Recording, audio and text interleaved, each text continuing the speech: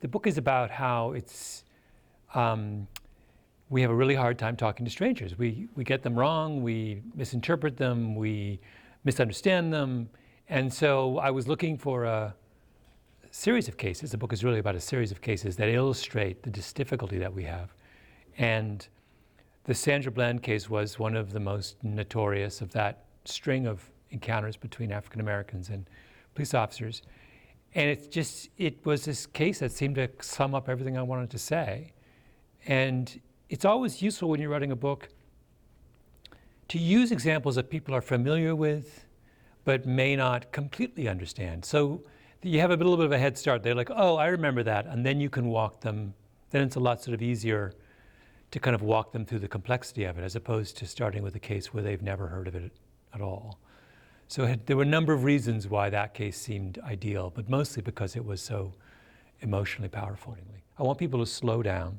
I want people to be comfortable with saying, when they're asked about someone they've just met, how they feel about them or think about them or interpret them. I want them to be comfortable with saying, I don't know yet. I think that's fine. I just think we have to kind of acknowledge the fact that, we can't put people in situations where they're forced to come to kind of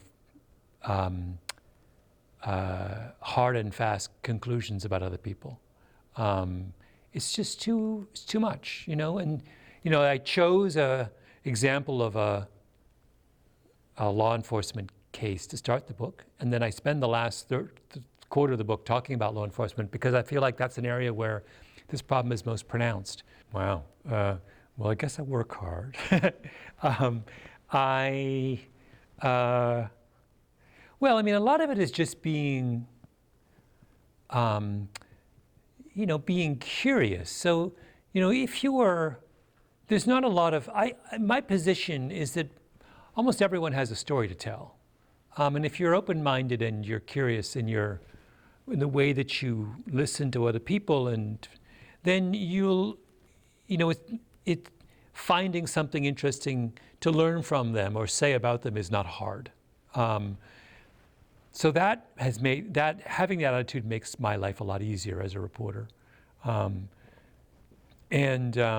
Also, I've been doing it for a long time, so I know if you have been doing journalism for as long as I have, you kind of develop good instincts when it comes to what a story is, or what interests people, or all those kinds of things. It was not nearly, 25 years ago.